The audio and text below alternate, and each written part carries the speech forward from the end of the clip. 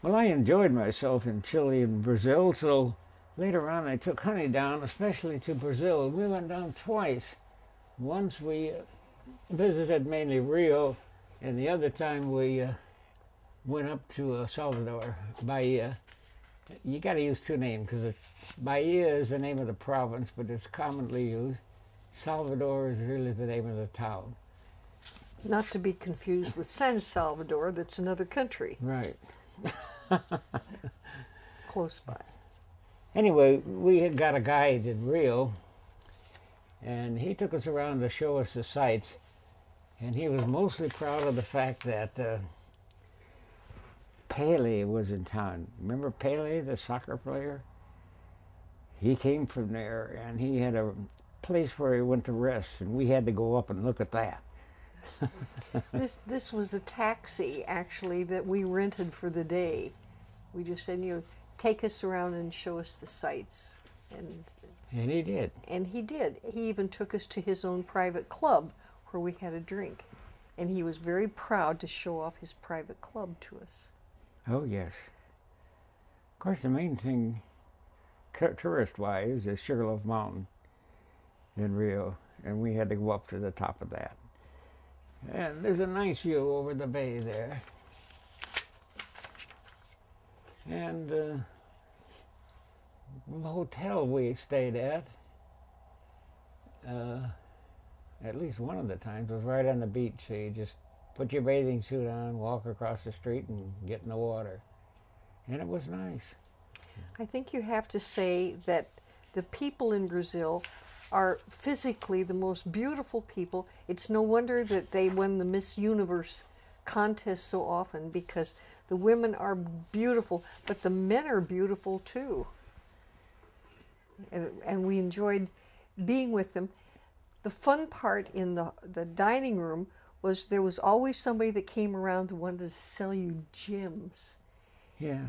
And we had one waiter that was really looking out for us, because he'd put his nose up, his finger up to his nose, and that meant, watch out for that guy, he's going to cheat you. Oh, I saw that a little different. I thought, keep your eye open. That was it. He pulled down here, it means keep your eye open. The other sign we learned there was this: add up the bill in a restaurant. We did, however, buy some gems from one of those street persons that came around. We were never quite sure, in fact, I don't even know where those are anymore. We were never quite sure whether the two green ones were emeralds or whether they were 7-Up bottles that had been cut. It could have been either one. He called them emeralds, but if they were emeralds, they were worth an enormous fortune, because they were absolutely flawless. Esmeralda. Which is a clue that they were not real. It was fun anyway. The new capital, what's the name of it? Brasilia. Brasilia, yeah. Was just being built when I was there the first time, but I never had the opportunity to go out there. It was quite a ways out from any town, and that was part of the reason. Everybody lived on the coast, and the government was trying to get people to move inland, so they built the capital there. And speaking of gems, it came from a town called Belo Horizonte. And I never did get there either. Brazil is very famous for its semi-precious stones, rubies and emeralds and zircons and I don't remember what all, topaz. Yeah, oh. Most all of them come through, and the very good ones come from a jeweler called Stearns. And we did go to Stearns. We went through a tour of the factory, and we saw them cutting and polishing the stones, which we had never seen done before. So fascinating, and it was very interesting. Then they took you to a room where they were already cut and you could buy them.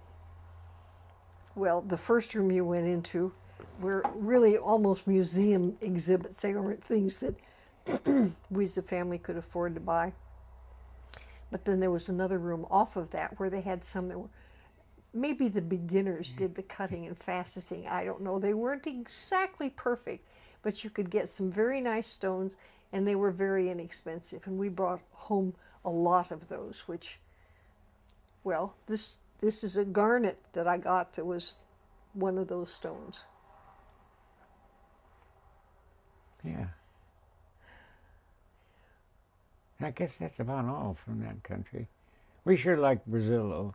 After Nice, that's my favorite place. We love the food. We could never translate the menu, never did quite figure out the Portuguese on it, but we always seem to manage to find the good food. Oh, and Polo was chicken. and the sawdust. Sawdust, yeah, that's like couscous. Only it wasn't. It was more of a grated root, root. ground up root like they use in Hawaii for poi. I don't know, but whatever this stuff is, it's good on absolutely everything. We have a Portuguese restaurant here and we did go there not too long ago, and for no other reason than to have the sawdust, we call it, because it looks just like sawdust. But you eat it on absolutely everything, on vegetables, on meat, on fruit and dessert, and it blends in with whatever you're eating. We love the food, we love the people. It was the only place we ever went in all the world where we were really treated special, like they were really glad that we were there. Liked it. We'd go back again.